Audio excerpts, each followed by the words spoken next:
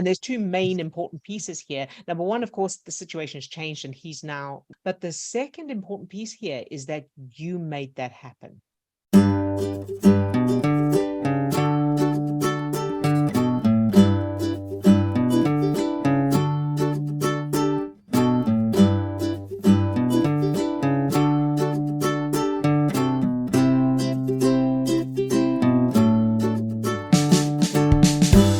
Swasti, you're up. Hello. Hi.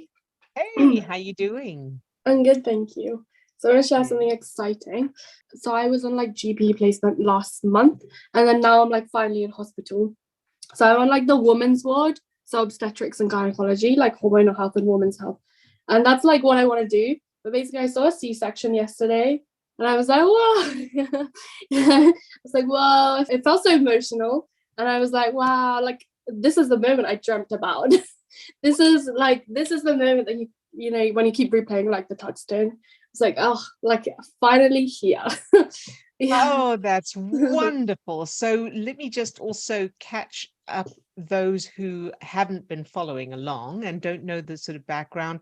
Just briefly, what Swasti's referring to here is the Touchstone. So if you don't know about Touchstones, we'll put a link in the description of this video with the details on what a Touchstone is, how to create one, how to use one. So Swasti is basically saying she's now living the Touchstone she created before. Yeah. Spot on, Swasti. Good job, sweetheart. I'm so proud of you. you and I'm so excited for you. Oh, thank you. Yeah, and I had my like first long shift on Monday. I'm like, whoa, like look at me go.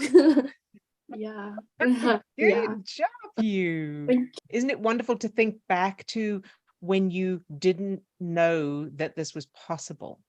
Yeah. It's like what I think and what is, it's very different. Like the feelings do not align at all. And the moment you realize that, it's like, oh, I can override any negative things. That's very powerful for me. Yeah. Very good. Yay. Good job. Okay. So the question I have is basically I find that still to this day, despite all the generational kind of like trauma I had, I find I speak to like male figures very differently to female figures. Like, there's a very distinct line and I can see it in my own behavior. It's like I feel safe, but I don't feel myself. I feel like they are better. And that goes for anyone, my own age, lecturers, professors, doctors, whatever. And I never feel heard and listened to, etc. So I wanted to work on that. Oh, yeah. Very good. Am I right in remembering that part of your culture growing up is that boys were more important than girls? Yeah, that was a full generational belief. Mm-hmm. Yeah. And so it's bound to, Harriet? I just have a quick question. Swasti, can you give an example, please? Do you have anything where you can say, okay, I would say it like this to a man versus I would say it like this to a woman? Oh, okay. It's more like when I'm speaking now, I can express myself fully, but then I will consciously try to hide something. Like I would not say fully how I'm feeling with a male figure. So yeah, that's the unsafety aspect. I do the same. And I don't have your background, so I'm interested to see what's coming up. Interesting. Very good. Thank you, Harriet, for that input. That's good to know. And I'm sure there are others as well. And so we will look at the cultural thing, because I think that is certainly going to be part of it. I know that one of my issues was older men. So I had a similar thing, but only with older men. So I felt kind of incompetent or kind of uncomfortable, that kind of thing. So for me, it was my grandfather. And so when I changed the memories of my grandfather, that has now gone. I don't feel that way anymore around anybody, really. So let's take the cultural thing first, because that's the obvious one, and then we'll come to the rest of it. And I know we've changed quite a bit of this. So when you think of boys and girls in your childhood, anything come to mind, first of all? Any differences, anything stand out? So in the UK, how like everyone interacts with everyone, like in school, everyone's bonding with people because they're a person and not because of their gender. That's not the same there. At least like I don't remember it being the same. So it's very clear that girls only interact with girls, boys only interact with boys. And then it was just the whole masculine dominating thing. It's like the man is the breadwinner, woman cook and clean and take care of kids. Yeah. That makes sense. Okay, so can you imagine? So and I don't know a lot about it, but I know just a little bit the story of Amazonians or something, where all the women are in charge. Do you know Okay. about that? It's like No. Amazon forest or something. I don't know. There's some tribe. I don't even know if it's real or a kind of fictional thing, but there's some kind of civilization where the roles were reversed and the Okay. women were in charge. They were the strongest. They were, all of that. Yes. Can you imagine if India had been like that? I actually can, because this is what we did with certain festivals that with men being celebrated, so we switched it. But the thing is, I don't feel that connection between the two genders. Okay. Well, let's start with just women are higher in status than men. Let's start with that. Can you imagine it? Yeah, I can see like boss woman. Yeah. Good. So let's start with that extreme. And so women are strongest, women are in charge. And can you imagine the men being subservient to the women? Yeah, I can see my own grandpa. Good. Very good. Now, what would life have been like as a little girl in that environment? Powerful. Really powerful.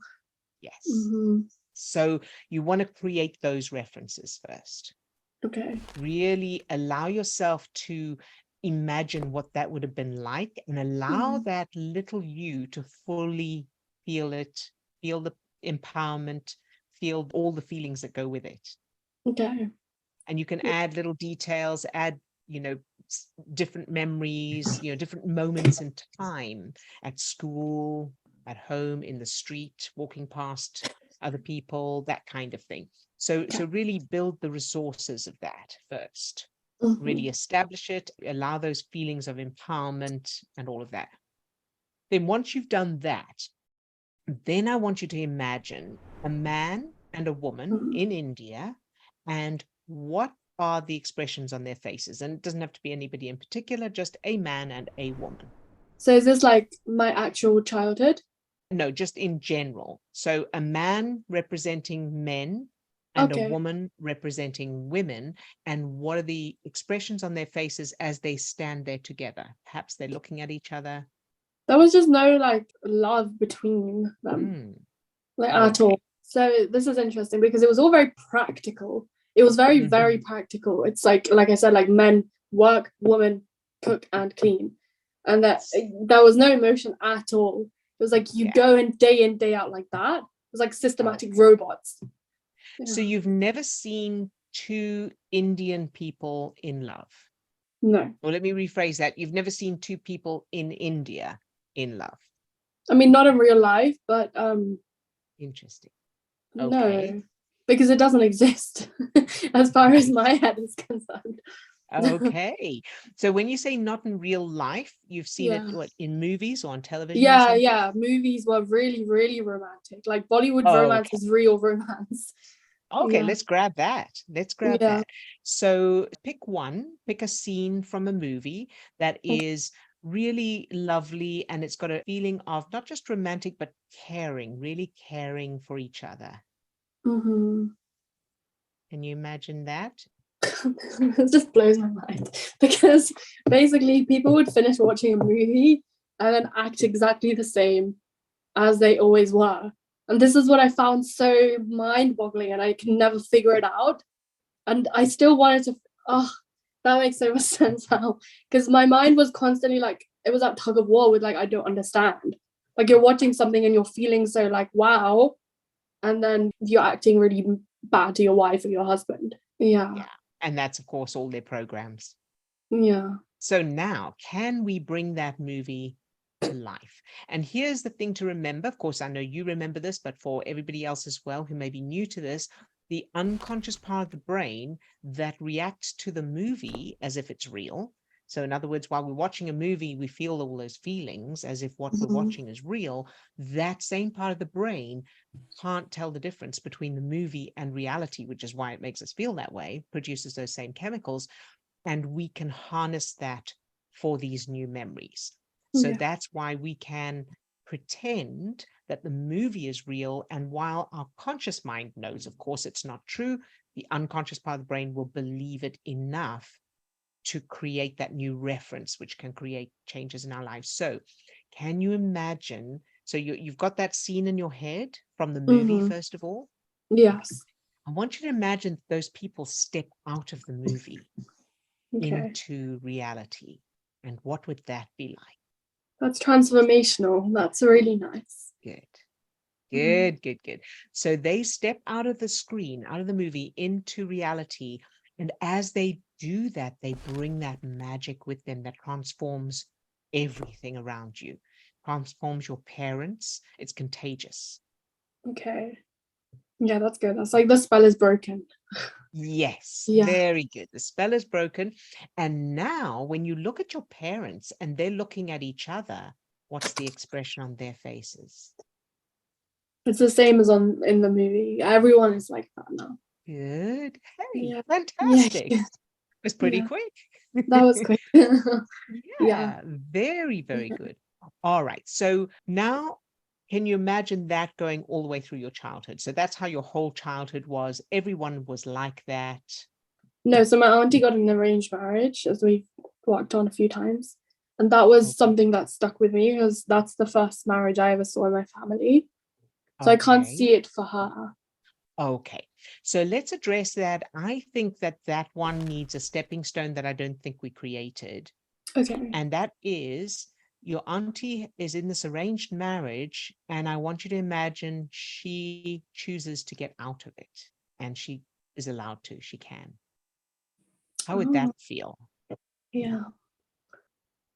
Oh, yeah, that's good because she's like That owning was the her own missing piece. power, which she never did. Yeah. Yeah, that was the missing piece. Very good. So she goes, yeah, no, you know what? This is not working for me. Yeah. So I'm going to end this and I'm going to do something else. Oh, that's brilliant. Yeah. Good. Very, very good. So practice that until it's established. We are addressing that one piece there. And if that was the case, would you be able to imagine her included in all the rest of them?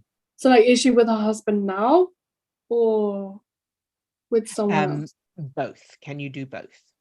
So let's do, she's not with her husband. So she got out of the marriage. She's happy. She's either with someone else or she's on her own, whatever she feels like doing. But whatever it is, she loves her life. She's enjoying herself. Okay. Can you imagine that now? Yeah. Yeah. Good. Very good. So that's one piece. And then imagine she is with her current husband, but they're so happy and so in love. Yeah, that's cute. Good. Very good. And now I want you to imagine that you are going to speak to one of the men from the movie, one of those characters. You're going to speak to him. How would you be then? How would that feel? I mean, that's fine because I'm a kid and this is an adult. Good. And now I want you to imagine as an adult speaking to that man. How would that feel? I can't fully feel myself. And this is the issue now. Because I know what being myself feels like and I know what this feels like. So I know it's not the same. Yes, very good. Okay, let's try this little experiment. When you think of one of your close friends, a girl, obviously, a woman, you got that? You got someone? Yeah. Okay, someone you feel yourself with. You're able to just be yourself. And I want you to imagine her in front of you. Yeah. And then I want you to imagine she transforms into a man. She's still the same person, but she's now a man. Right. And how would that be? Would it still seem the same? Would it be different? Yeah, I would feel different immediately. You would feel different immediately. So that's interesting, isn't it? Even though it's the same person. So what is it about a man that makes it so different? What's the, I mean, there's obvious differences, but what do you feel differently? What do you think is there? I feel like that was, oh, okay, got it. So that was the need to impress because of the whole arranged marriage thing. Like you needed like, yeah, you needed to be like, be your best, but you needed to be better than the men in order to get the men. Like, There you that go. was the whole legacy. And that is a lot, because Yeah, there's a whole lot of fear tied up with that, right? This is not just, yeah, oh, I'd like to get a husband. This is like, you need to impress, because otherwise you're going to end up with someone horrible or yeah, nobody at all. And so this is a life or death situation as far as the unconscious part of the brain is concerned. yeah, Plus everything around the idea of an arranged marriage anyway, all yeah. of the pieces that are involved in that, you having very little say, being on the spot, all of that. There's a lot Mm, there that, although your conscious mind isn't necessarily linking those things, it's all part of the same structure okay, for the unconscious part of your brain. okay, That's fantastic. yeah. Good catch. All right, so let's go. Do you have an early memory of finding out about or learning about arranged marriage? What's your earliest memory of knowing that there is such a thing? So the immediate thing that comes to mind is my auntie was going to leave. That's what put me in shock for a while. It's like, she's going to leave. She is leaving. But she didn't seem very happy about the leaving. So then I was confused. So she was That, living with you? yeah. So this is in She was India, living like with when, you, and then she was going no, to oh leave. no, wait, my mind is so confused. Actually, wait, no. Because she was living, she took care of me, but then I came here. And then when I went back, she was leaving. No, what came to me, which is wrong, completely, I know it's wrong, is that she's leaving me when I'm like 4 to get married, but she didn't.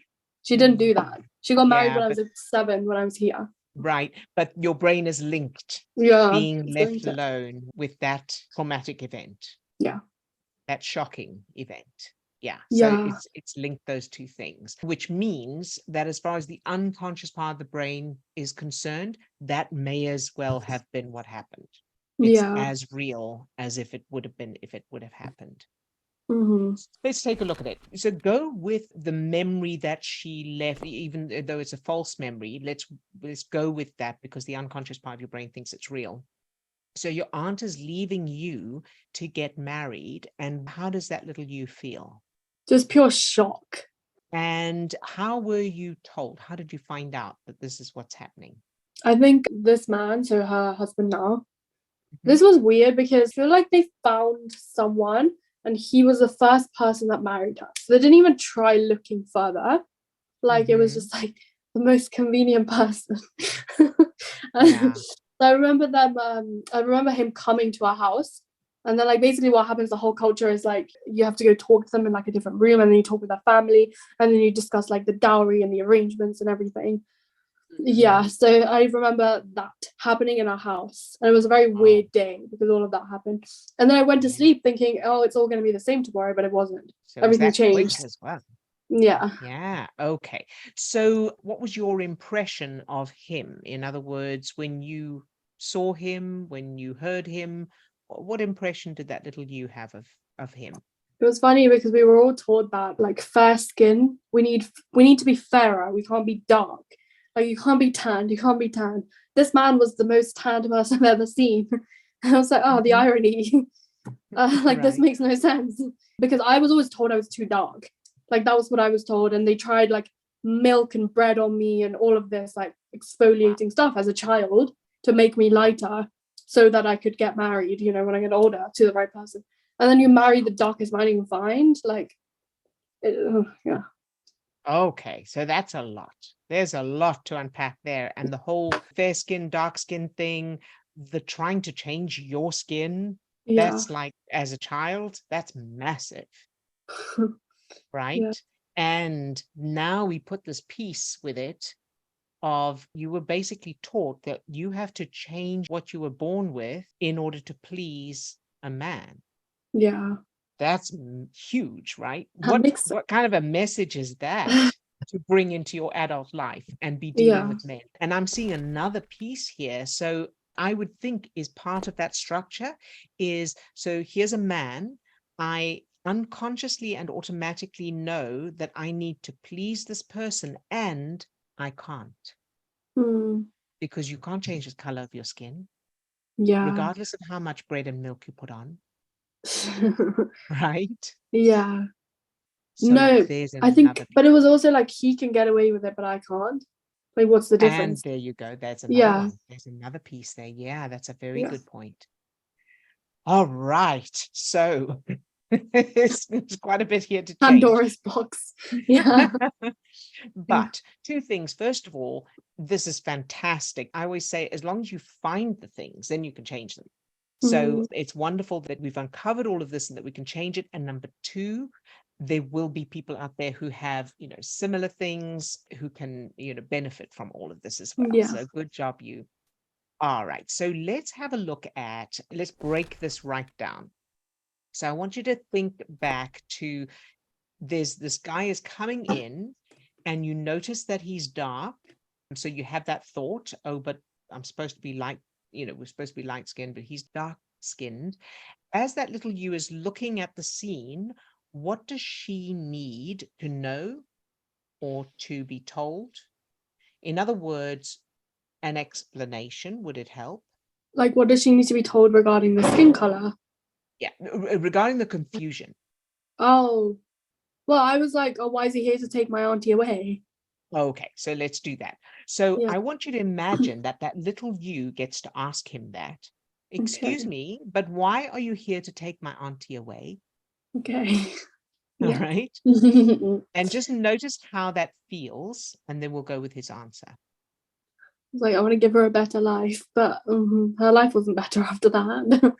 Okay, well, that's your logical mind kicking in there. So we want to go, Yeah. yes, but this isn't reality, so it's okay. Okay. So Yeah. now I want you to imagine answering him with, well, can't you give her a better life here so that we can all stay together?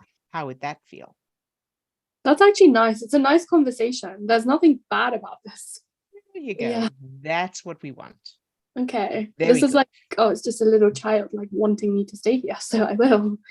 That's Yeah. right. That's right. So that's exactly what we're going for. So I want you to repeat that until it's established. Okay. Right. And allow yourself, and in particular that little you, to really feel the feelings of that, how nice it feels. Yeah, that feels Is that good. good? All right. Very good. And now look at your auntie's face, and how does she feel? She feels good because a part of this was when a woman gets married, the woman has to move to the man's house. So staying in this house is nice. There you Yeah, go. Good. And how does that little you feel now with this situation? it's good. I like Good. this. Good. Yeah. And there's two main important pieces here. Number one, of course, the situation has changed and they're going to stay there. But the second important piece here is that you made that happen. Oh, yeah. It was Yeah. that little you. So it was your empowerment. You are the one that said, hold on a minute. Why are you doing this?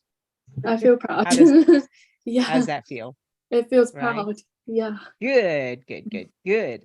Okay, so there's that piece now. So now let's go to the skin color thing. Let's go back to, what's your earliest memory of learning that dark skin is not good and you should have light skin in order to get married? So all the ladies in the house would almost like get together, and I just remember being told about the whole bread and milk thing. But that's me when I was growing up. I don't remember anything from being young. But there were a few, like, there was like one person who was specifically dark, like in the village, and she was used to get like taunts from my auntie. Like, but it was only her. Yep, there it is. Yeah. Then think about that girl. What was she like as a person? I mean, She was lovely. she was lovely. Yeah. Yeah. Okay, good. So they would taunt her. Your aunt would taunt her, did you say? Yeah. So basically, there's like a bullying phrase that they say if someone's dark. So that phrase is commonly used. Okay, so let's change that. Yeah. So think of something that is the opposite of that phrase that compliments her on her beautiful skin. Okay. You got something? Yes. This is in Hindi, Good. so I can't say it out loud, but yeah. That's okay. That's okay. As long as you've got it. As long as you've got it, that's good. So now I want you to imagine in that scene that your aunt is saying that to this girl, and she's amazed at how beautiful her skin is. Okay. Yeah, it's like a compliment of like, what do you do to your skin? It's so beautiful. There you go. That's it. So again, I want you to repeat that over and over. And then I want you to imagine that when you were a child growing up, everyone always also said that to you. Hmm. Oh, that's so nice. Wow. Yeah. Good. Very good. You'll probably have to watch this recording again to remember all of this because there's a lot here. Go through each piece. So when you watch the recording, go to the first stepping stone we did. Press pause, practice it until it feels established, then go to the next one and so on, so that you're establishing each stepping stone before moving on. And then, of course, before the final memories. All right, good job. So that's good. Now, let's go to that man again who married your auntie, so your uncle. And I want you to imagine that you're talking to him as an adult. And how does that feel? Okay, now I feel like I'll get a compliment. Like, There I you feel go. like the other way. Like, That's it. yeah, like I don't have to impress anymore. Oh, that Perfect. feels liberating. That's the thing I wanted. Yeah. Yay. Yay. Very good. Very good. Oh. Now I want you to think of talking to a man now where you are at university. And how does that feel? Oh, this is giving me goosebumps. Like, I've been wanting this for so long. I don't know. I have self-worth to a certain level that I'm expecting compliments, but I never get them. But I feel like now when I speak to someone, I'm like, yeah, okay, I deserve those and I will get them. Yeah. Fantastic. Good job, Swasti. Yeah. Yay. So how do you feel now moving forward? Amazing. Hey, good. Good job. Yay. And thank you so much for bringing this here because I know it will help others as well. Oh, thank you. You're very welcome, sweetheart. Good job.